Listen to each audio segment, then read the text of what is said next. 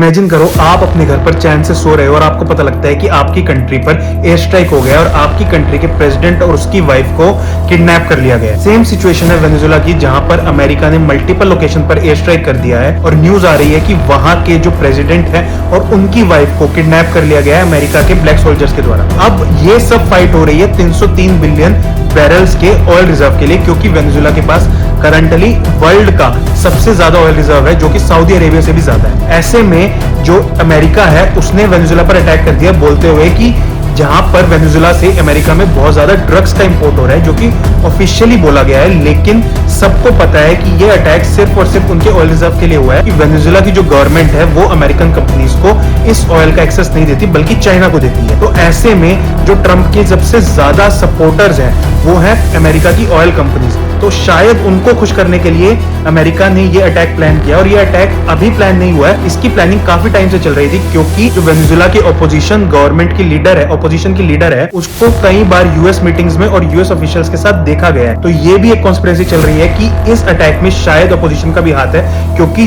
जब वहां का प्रेसिडेंट नहीं होगा तो सरकार का तख्ता पलट होगा, और ऐसे में वो गवर्नमेंट अमेरिका को और उनकी ऑयल कंपनीज को हेल्प भी करेगी। सेम चीज अमेरिका ने ईरान में भी की थी, जब उनको एक न्यूक्लियर का ड्रामा दिखाया गया था और वहां के डिक्टेटर को कैद कर लिया गया था और वहां का सारा ऑयल रिजर्व्स कैप्चर कर लिया गया। अब अगर ऐसा वेनेजुएला में भी होता है तो ये ऑयल मार्केट में बहुत बड़ा आइदर एक तरफ का मूव डिसाइड कर सकती है, या फिर एक तरफ कहीं मूव फट सकता है, आइदर वो क्रैश हो सकता है या फिर ऑयल के प्राइसेस बहुत ज्यादा स्काई रॉकेट हो सकते हैं। तो अगर आपको जानना है कि ऐसे केस में अगर आपके पास ऑयल कंपनीज हैं तो उसको रखना है या सेल करना है, पेज को फॉलो कर लीजिए, अगली रील में डिटेल में समझाएंगे। थैंक यू, जय हिंद।